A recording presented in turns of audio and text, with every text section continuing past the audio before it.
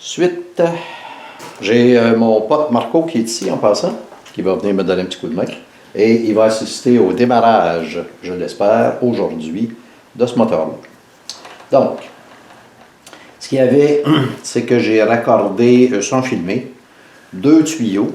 C'est des tuyaux de Prestone qui arrivent sur la sortie générale de Prestone et qui s'en vont faire circuler du Prestone plus chaud autour de la tubulure d'admission pour réchauffer l'air. Donc, ça, c'est pour ça. C'est les deux tuyaux que j'avais ici, que je pensais qui se raccordaient au radiateur à partir du refroidisseur d'huile à transmission. Mais ce n'était pas ça, parce que mes deux tuyaux en question sont encore sur le radiateur. Donc, aujourd'hui, on va raccorder les couettes de fil sur le bloc de fusible et particulièrement le panier qui sert à accepter la batterie, qui est sur la charge en passant. Et ce panier-là, ben, ce qui est un peu particulier, c'est qu'il y a deux, je ne sais pas si on le voit bien en caméra, il y a deux espèces de trous ici. Donc, il y a deux espèces de trous ici, et la couette de fil, la couette principale, est retenue en dessous par deux petites clips en plastique. Ça, c'est un petit peu gossant à remettre. C'était gossant à enlever, puis ça va être gossant à remettre. OK, on s'exécute.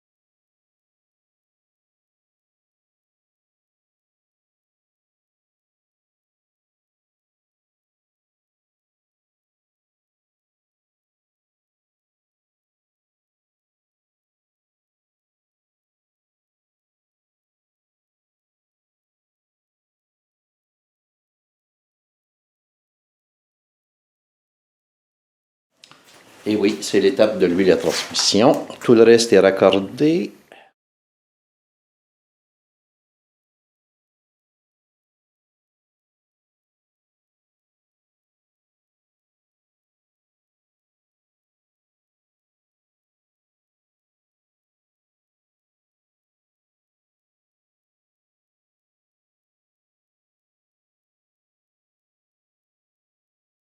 Bon.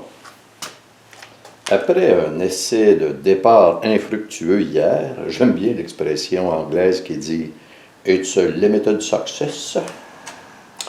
Je reviens à la base. Il faut détecter pourquoi le moteur n'a pas démarré. Donc, il n'y a pas tant de choses que ça. Un moteur à combustion interne, c'est un bon rapport stoichiométrique, c'est-à-dire 14,7 parties d'air pour une partie d'essence. Donc, est-ce que j'ai de l'essence? L'air, ça, c'est pas un trop gros problème. Est-ce que j'ai de l'essence? Est-ce que j'ai de l'allumage? Et est-ce que les deux sont bien synchronisés? Donc, il y a beaucoup de capteurs là-dessus. Ce que je vais commencer par faire, parce que ça ne demande pas de vérifier trop de choses, c'est d'enlever les deux capteurs de position du cam pour vérifier s'ils sont fonctionnels. Je vais présenter comment je vais le faire. Ensuite, bon, le feu, ça m'étonnerait qu'il n'y ait pas de feu. Sauf que, et je vais aussi vérifier si la pression d'essence est bonne. Donc, pour faire ceci, je n'ai pas besoin d'enlever trop de choses. Tout a été placé temporairement, mis en place temporairement. Donc, ça va être facile à enlever. Donc, je vais commencer par vérifier si mes capteurs sont bons. Ensuite, je vais vérifier si la pression d'essence est bonne. Ensuite, je vais enlever le couvert de valve pour m'assurer que le timing est bon. C'est toujours le timing, en fait, qui me chiffonne un petit peu. Bon. Parce que, dans ce cas-ci, le timing est peut-être pas ce qu'il y a de plus simple à faire. Et j'ai peut-être juste déplacé une coche quand j'ai installé la timing chain. Donc, je commence par déshabiller, puis ensuite, on va aller vérifier l'état des capteurs de position de cam.